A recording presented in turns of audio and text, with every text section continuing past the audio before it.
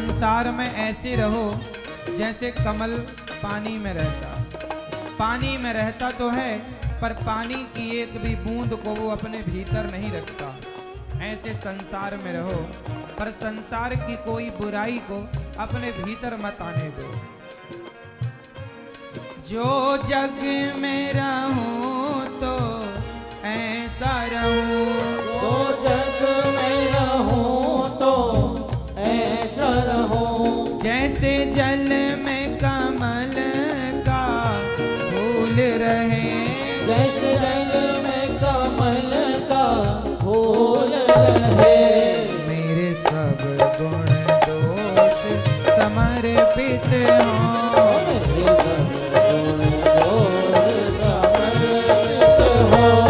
गोपाल तुम्हारे चरणों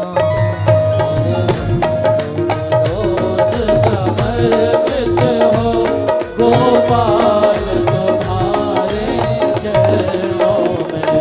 अब सौंप दिया इस जीवन का सब भार तुम्हारे हाथों में। अब सौंप दिया इस जीवन का सब भार तुम्हारे हाथों में।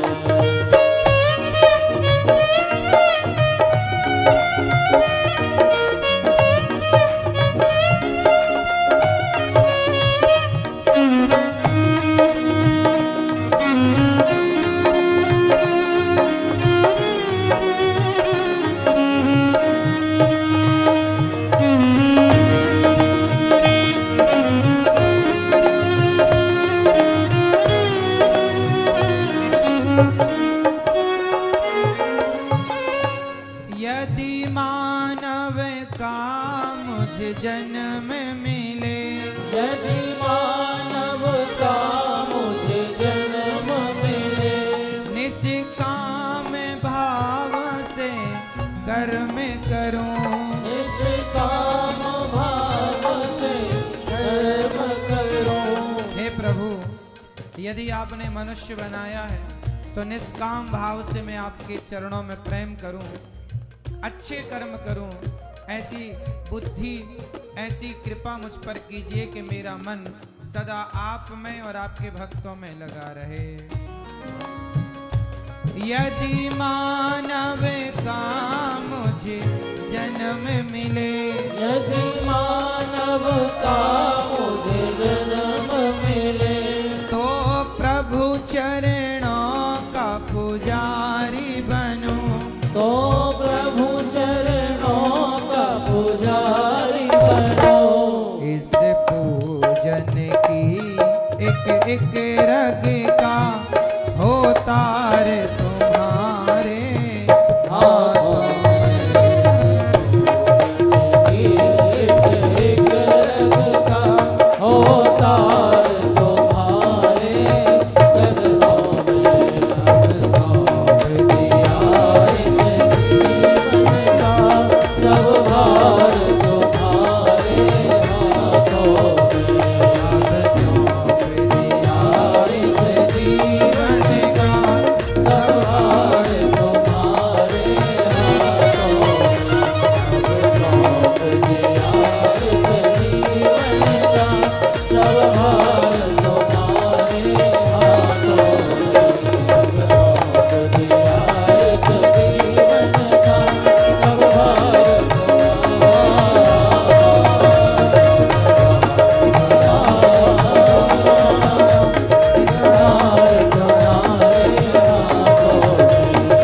सौंप दिया इस जीवन का सब भार सब भार तुम्हारे हाथों में, सब भार तुम्हारे हाथों में। अब सौंप दिया इस जीवन का सब भार तुम्हारे हाथों में। कितनी अच्छी बात है यदि हम सब भगवान के हाथों में सौंप दें तो हम हो जाएं बिल्कुल आनंद में, खिल जाएं, हम निश्चिंत हो जाएं, चिंता मुक्त हो जाएं। समस्या ये है कि हम भगवान को सौंप ही नहीं पाते। कुछ कहते रहते हैं सारी जिंदगी कि ये तो हमारा है, हम तो इसके हैं। पूर्ण समर्पण नहीं हो पाता भक्तों। कोई कितना भी कह देना अलग है, पर हो जाना अलग है। करोड़ों में कोई एक होगा जो समर्पण भगवान में पूर्ण रूप से कर चुका होगा। सबके बस का नहीं है। कह देना तो सबके बस का है। आप रोज कहते हैं तन भी तेरा, मन भी तेरा, सब कुछ है तेरा स्वामी, सब कुछ है तेरा, तेरा तुझको अर्पण, प्रभु जी का प्रभु जी को अर्पण, क्या लागे मेरा। ओम जय जगदीश हरे।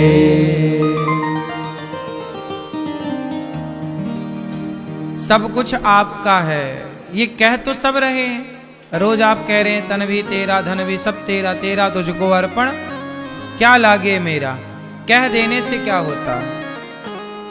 कह दीजिए, आप कह दीजिए कि हम प्रधानमंत्री हैं, तो क्या आप कह देने से प्रधानमंत्री हो जाओगे? कह देना अलग है, कर लेना अलग है। अभी हम कहते आए हैं कि सब कुछ प्रभु आपका, पर किया कुछ नहीं प्रभु का। माना नहीं कि सब भगवान का। मानते तो यही है सब हमारा है, सब हमारा है। पर भरत जी कहते हैं कि नाथ सकल संपदा तुम्हारी। सुग्रीव जो भक्त है, वो भक्त जन क्या कहते हैं कि नाथ सकल संपदा तुम्हारी, मैं सेवक समेत सुत नारी। हे प्रभु, अब हम आए हैं आपके चरणों में, हमें स्वीकार कर लीजिए। भगवान स्वीकार कब करते हैं? जब आपके पास कोई दूसरा अवलंब ना हो। द्रौपदी की जब साड़ी उतारी गई दुशासन के द्वारा, तो द्रौपदी ने अर्जुन को बुलाया, अर्जुन आओ, भीम आओ, धर्मराज जी आओ, युधिष्ठिर आप आए, नकुल आओ, सहदेव आओ, गुरु द्रोणाचार्य को बुलाया, पितामह भीष्म को बुलाया, सबको बुलाया। जब तक द्रौपदी सबको बुलाती रही, तब तक भगवान साइलेंट खड़े रहे, चुप रहे। बुला लो।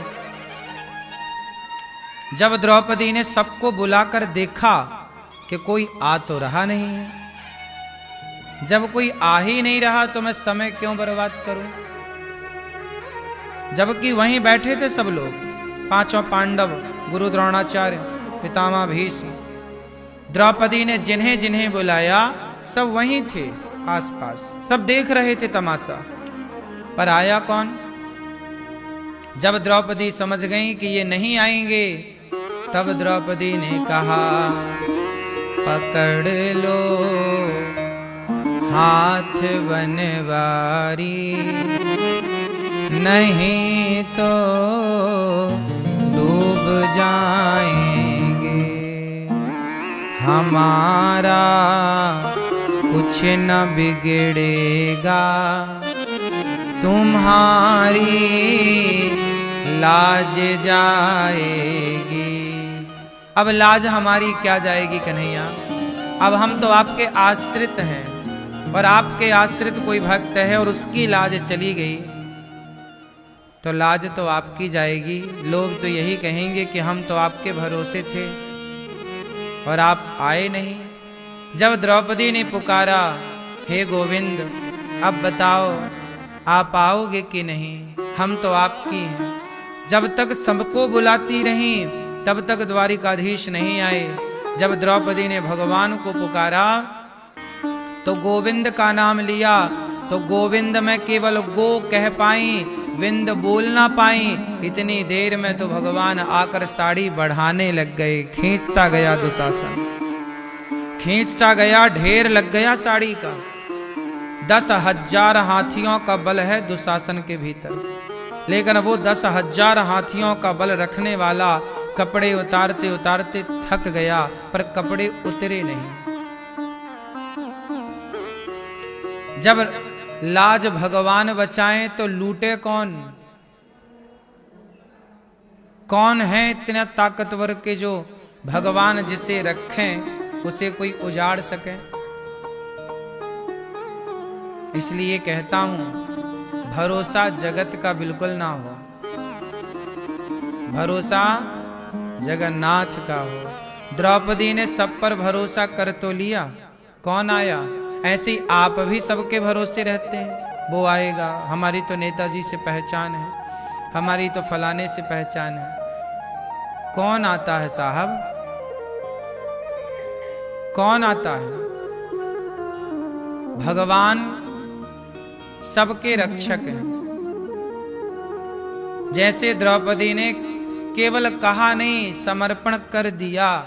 आपको भी चाहिए कि आप भी भगवान के चरणों में इसी तरह समर्पण कर दें कि अब हमारा मेरा कोई न सहारा बिन तेरे, नंदलाल सवरिया मेरे, मेरा कोई न सहारा बिन तेरे, नंदलाल सवरिया। हरि आ जाओ, हरि आ जाओ, हरि आ जाओ, हरि आ जाओ। अब नैया लगा दो पार, मेरी नैया लगा दो पार। हरि आ जाओ एक बार। हे गोविंद अब आओ। और जब द्रौपदी ने पुकारा तो दुशासन बोला कि साड़ी भी नारी है कि नारी भी साड़ी है, कि साड़ी ही की नारी है कि नारी ही की साड़ी है। उतर ही नहीं रही साड़ी। तब द्रौपदी बोली, मूर्ख दुशासन, ना साड़ी भी नारी है, ना नारी भी साड़ी है, ना साड़ी ही की नारी है, ना नारी ही की साड़ी है। ये तो वृंदावन बिहारी है जो चीर बनकर खिंचा जा रहा है। ये साड़ी बनकर कौन खिंच रहा है? भगवान। स्वयं भगवान ने अपने आप को कपड़ों के रूप में तब्दील कर दिया, वस्त्र का अवतार धारण कर लिया। भगवान कभी प्रहलाद के लिए नरसिंह बनते हैं, कभी बलि के लिए वामन बनते हैं, तो कभी मत्स्य बनते हैं, तो कभी धनवंतरी बनते हैं, तो कभी मोहिनी बनते हैं। भैया भरत के लिए चरण पादुका बन गए, तो बहन द्रौपदी के लिए वस्त्र बन करके खींचने लगे। स्वयं द्वारिकाधीश भगवान वस्त्र ही बन गए, वस्त्रावतार धारण कर लिया, खिंचने लगे। लाज बचाई भगवान ने। इसलिए मैं आप लोगों से बस यही कहता हूं कि भगवान ही सब कुछ करने वाले हैं। लाज जब तुम्हारी कोई बचाए तो समझ लेना कि भगवान ही इस रूप में आकर आपकी रक्षा कर रहे हैं। हमारी गलतियां ये हैं कि हम भगवान पर इस तरह से भरोसा नहीं कर पाते। कहते सब हैं कि हमें खूब भरोसा है, सबसे पूछो भगवान पे भरोसा है? हाँ हाँ बहुत है। पर भरोसा है कहने से नहीं होगा, करने से होगा। भरोसा यदि है आपको, आप में से कितने लोगों को भगवान पे भरोसा? हाथ उठाओ। देखो सब कहेंगे कि सब पे सब भरोसा है, लेकिन यदि भरोसा है आपको भगवान पर तो फिर रो क्यों रहे हो? फिर क्यों कह रहे हो कि हमारा ये काम नहीं हुआ? वो काम नहीं हुआ। यदि भरोसा है तो फिर शिकायत क्यों है? भरोसा है तो भरोसे का मतलब ये है कि मुझे बिहारी जी पर भरोसा है, जगन्नाथ जी पर, गौरी गोपाल भगवान पर भरोसा है कि काम जो हो रहा है वो प्रभु ही कर रहे हैं। वो करें तो अच्छा और ना करें तो अच्छा, हम दोनों में प्रसन्न हैं। लेकिन आप लोग मतलब कुछ लोग काम हो जाए तो प्रसन्न है और नहीं होए तो भगवान से शिकायत है कि भगवान तुमने ये नहीं किया। यदि शिकायत है तो भरोसा कहां? भरोसे का मतलब है कि अब भगवान जैसा चाहें वैसा करें, फूलों में रखें चाहे कांटों में रखें, सुख में रखें चाहे, हम दोनों को स्वीकार करते हैं। आप लोग किसको स्वीकार करते हैं? सिर्फ सुख को। आपके जीवन में जरा भी दुख आ जाए तो आप भगवान के विरोधी हो जाते हैं। बहुत लोग हैं जो कहते हैं हम पहले भगवान को खूब मानते थे अब नहीं मानते। ऐसी क्यों स्थिति आई कि पहले मानते थे अब नहीं? क्योंकि पहले आपकी इच्छाएं पूरी होती थी, एक आध बार इच्छा पूरी नहीं हुई तो आप भगवान के विरोधी हो गए कि की तो थी पूजा, क्या मिला? लोग शिकायत करते हैं।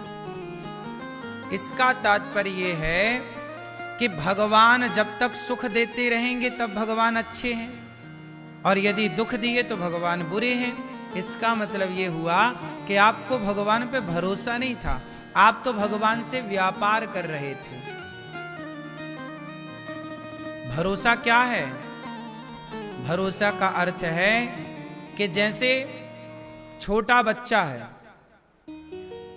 मां छोटे बच्चे को नंगा घुमाए तो बच्चा शिकायत नहीं करता कि देखो मां तुमने कपड़े नहीं पहनाए, और छोटे बच्चे को माता राजा बाबू बना के रखे तो वो मां की तारीफ नहीं करता कि मां तुमने देखो कितना बढ़िया। मां नंगा घुमाए तो बच्चा खुश, बोलो हाँ, और मां कपड़ा पहनाए राजा बाबू बनाए बच्चे को तो बच्चा खुश। क्या बच्चा शिकायत कर रहा मां से कि तुमने हमें नंगा क्यों घुमाया? मां कहीं ले जाए बच्चे को रिश्तेदारी में और नंगा ही ले जाए तो बच्चा बिल्कुल ना कहेगा कि हम नंगे क्यों जा रहे हैं। छोटा बच्चा शिकायत करेगा? जहां शिकायत है वहां समर्पण नहीं है। समर्पण का मतलब है कि बच्चा ये जानता है कि मां जो करेगी अच्छा करेगी, वो नंगा रखे मुझे या कपड़े पहनाए। वो बच्चे को नहीं पता कि सर्दी है कि गर्मी है। सर्दी आई तो मां ने मोटे मोटे कपड़े पहना दिए। बच्चे ने नहीं कहा कि हमें मोटे कपड़े पहनाओ, गर्म कपड़े पहनाओ। वो समर्पित है, वो जानता है कि मां जो करेगी बढ़िया करेगी। मां केला दे रही है बच्चे को तो बच्चा केला खा रहा है, और दूसरा बच्चा केला खाने लग गया तो मां ने एक थप्पड़ जमाया। क्यों केला खा रहा है? तुझे सर्दी है ना, खाएगा तो और जुकाम हो जाएगा। तो मां एक को बेटे को खिला रही है और दूसरा बेटा खाने लग जाए तो दो थप्पड़ भी जमा रही है। अब बताओ, मां थप्पड़ मार रही है तो भी वो मां तुम्हारे बारे में तुमसे बेहतर सोच रही है, तो तुम्हारी दुश्मन नहीं है। लेकिन बच्चे को तो ये लगेगा ना कि देखो मार रही है, भेदभाव कर रही है, उसे दे रही है मुझे नहीं दे रही है। ये बच्चा सोच सकता है, पर मां क्या सोच रही है ये तो मां ही जानती है। ऐसे ही यदि भगवान तुम्हें थप्पड़ भी मारे, कुछ नहीं भी मिला जो तुम चाहते थे जीवन में, तो समझ लेना कि बस ये ईश्वर की विशेष कृपा है। शायद वो कुछ बेहतर सोच रहे हैं आपके लिए। जैसे मां केला नहीं दे रही है तो सर्दी है आपको इसलिए नहीं दे रही है। शायद वो चीज आपको फलीभूत नहीं होगी इसलिए ईश्वर वो चीज आपको देना नहीं चाह रहे, लेकिन आपकी जिद है हमें वो चाहिए। नहीं मिली तो आप भगवान के दुश्मन हो गए। बच्चा मां का विरोधी हो गया कि मां तो मुझे मारती है, पर वो बच्चे ने कभी ये नहीं सोचा कि मां ने तुझे क्यों मारा है। उस मार में भी प्यार था, उस डांट में भी प्यार था। ये बात बच्चे शायद नहीं समझ पाए, शायद भक्त ये बात ना समझ पाए कि तुम्हें दुख मिला है, उस दुख में भी ईश्वर का प्रेम है। एक बात बताओ, रावण ने जब विभीषण को लात मार के लंका से निकाला तो विभीषण तो रोया ना कि मेरे भाई ने लात मार दिया। आपको कोई लात मार के घर से निकाल दे तो आपको दुख तो होगा, लेकिन विभीषण को जब लात मार के रावण ने निकाला तो शायद भगवान चाहते थे कि रावण विभीषण को लात मारे। यदि आप मुझे लात मार रहे हैं ना तो मैं कभी आपसे शिकायत नहीं करूंगा कि तुमने लात क्यों मारा, क्योंकि रावण ने विभीषण को लात मारा, इसमें भी राम की कृपा थी, क्योंकि वो लात मार के ना निकालता तो विभीषण लंका के राजा कैसे बनते। लंका का राजा बनाना था तो लात खानी पड़ी। तो बस यदि आप हमें अपमानित कर रहे हैं, आप हमें कुछ कह रहे हैं या आपको कोई कुछ कह रहा है तो आप उसका रिप्लाई मत दो। कोई आपको गाली दे रहा है, देने दो। कोई आपको कठोर शब्द कह रहा, जवाब मत दो, क्योंकि यह भी ईश्वर की लीला है। क्योंकि सोने को चमकाने के पहले भट्टी में उतारना पड़ता है। घड़ा मिट्टी का है, कुम्हार ने बनाया, जब तक उसे भट्टे में तपाएगा नहीं तब तक उसमें पानी ठंडा नहीं रहेगा, टिकेगा ही नहीं। पानी तुम कच्चे घड़े में डालो बह जाएगा, लेकिन जब वो घड़ा तप जाता है, तप करके लाल हो जाता है, तो वही मिट्टी का घड़ा पानी को अपने भीतर समाहित करके रखता है और आपकी प्यास बुझाने के काम आता है। जब तक घड़ा तपे ना तो वो किसी काम का नहीं है। यदि आपके जीवन में कठिनाइयां हैं तो समझ लेना कि ईश्वर आपको तपाना चाहते हैं। किसी बड़े काम की योजना से परमात्मा आपको डिजाइन कर रहे हैं, वो आपको बना रहे हैं, बड़े काम के लिए आपको तैयार कर रहे हैं। इसलिए धैर्य रखो, अपने भगवान पे भरोसा करो कि आज कठिनाई है, यदि आज असफल हम हो गए तो कोई बात नहीं, शायद आज की असफलता कल की सफलता की सीढ़ी है। शायद भगवान हमारे लिए बेहतर सोच रहे हैं, हम अपने लिए बेहतर नहीं सोच सकते। यहां तक कि माँ बाप भी आपके लिए इतना अच्छा नहीं सोच सकते जितना अच्छा भगवान आपके लिए कर सकते हैं। इसलिए एक बार समर्पण तो करो, एक बार भगवान के बनो तो सही, भरोसा करो तो सही। भरोसा कैसा? प्रभु आप सुख में रखो हम राजी, दुख में रखो हम। शिकायत नहीं है, अनिरुद्धाचार्य को कोई शिकायत नहीं है भगवान से। हम बचपन में भीख मांगा करते थे गांव में, घर घर जाकर के, तब हमें कोई शिकायत नहीं थी। हमारी जिंदगी की शुरुआत भीख मांगने से हुई है। हम तो भीख भी मांगते थे गांव में जाके, घर घर आटा थैला टांग लेते थे, 2-3, एक में आटा, कोई दे तो आटा, दाल दे तो दाल, चावल दे तो चावल, ये मांग कर लाते थे। माँ उसी से भोजन बनाती, भगवान को भोग लगा के वही खाते थे। तो भीख मांग कर गुजारा हुआ, तब भी शिकायत नहीं थी, तब भी हम खुश थे, शिकायत नहीं। देखो तब भगवान ने शायद हमें उस परिस्थिति में इसलिए रखा कि हाँ, इस शरीर से ये सारा कार्य गौरी गोपाल का भगवान को कराना था। इसलिए भगवान तब से मजबूत करते चले, तब से वो परिस्थितियां लाते गए, जिन परिस्थितियों का सामना करते करते हम मजबूत होते चले गए, मजबूत होते चले गए। मजबूत परिस्थितियां आपको जितना स्ट्रांग करती हैं, मजबूत करती हैं, दुनिया की कोई पढ़ाई आपको इतना मजबूत नहीं कर सकती। शिक्षा अपनी जगह उच्च कोटि की है, पर परिस्थितियां भी अपने आप में एक शिक्षा है, सबक है। अपमान भी एक शिक्षा है।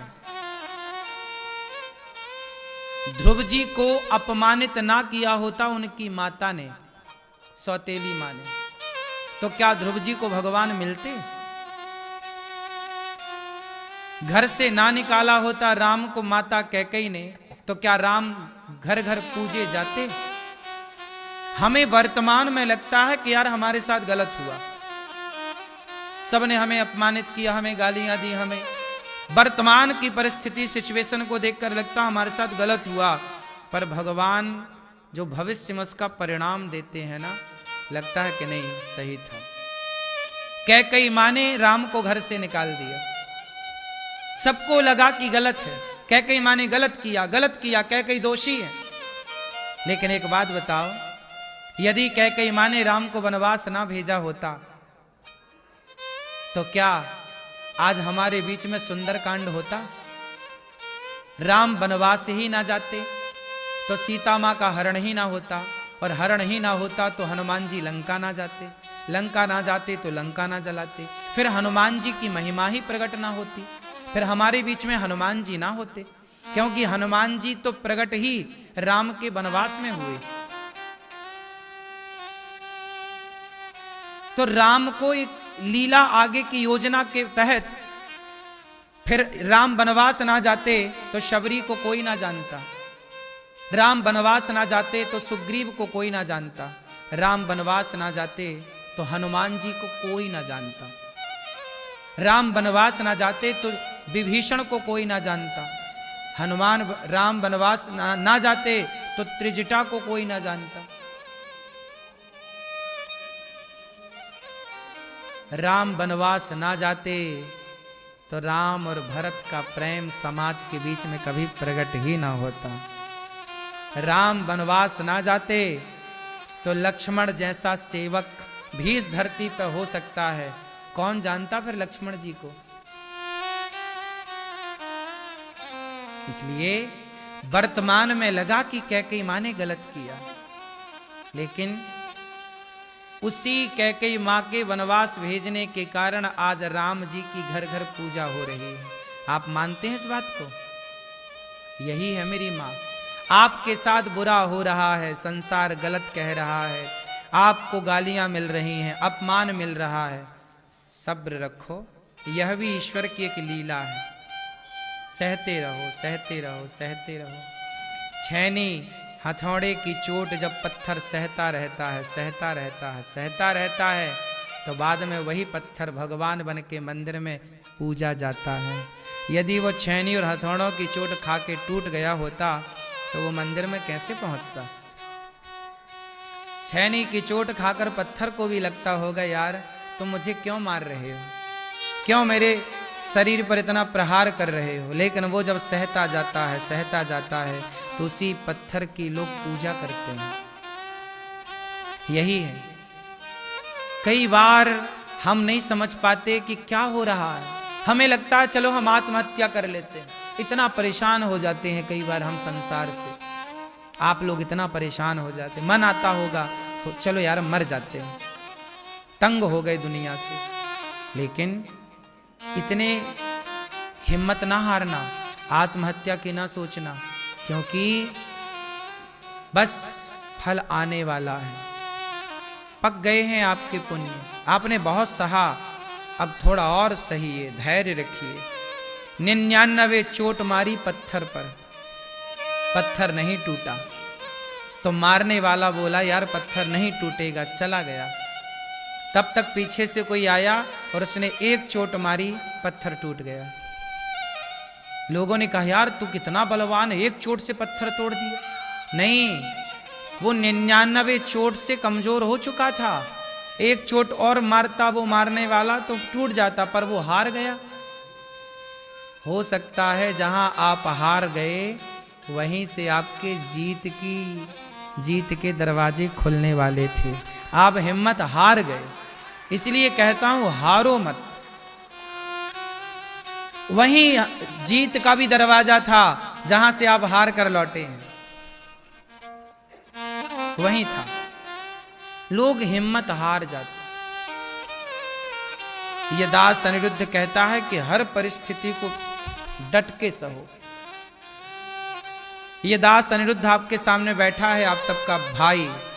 हमने अपने जीवन में इतनी सी उम्र में, 34 वर्ष का हूं, इस उम्र में कितना कुछ हमने ना देखा हो। क्या नहीं देखा ये बताओ। गरीबी क्या होती है आपने पुस्तकों में पढ़ी होगी। हमने गरीबी को देखा है, जिया है उस गरीबी में।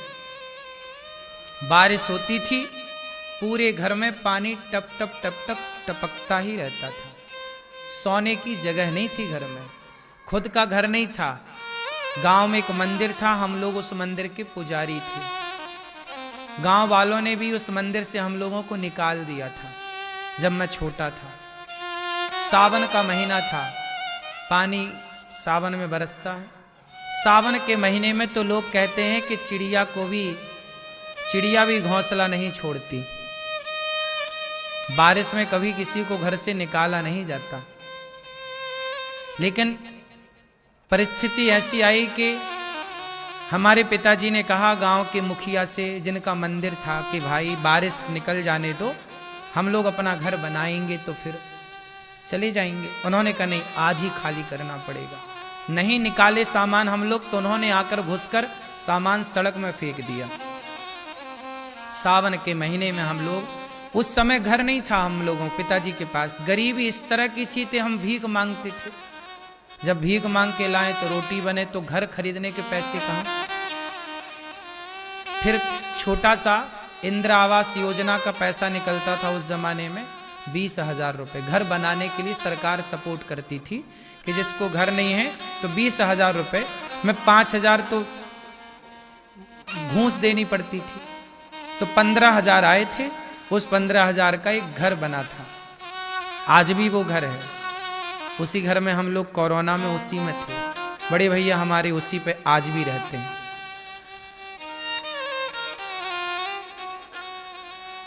तो आज भी हम लोग उसी घर में रहते हैं, छोटा सा है,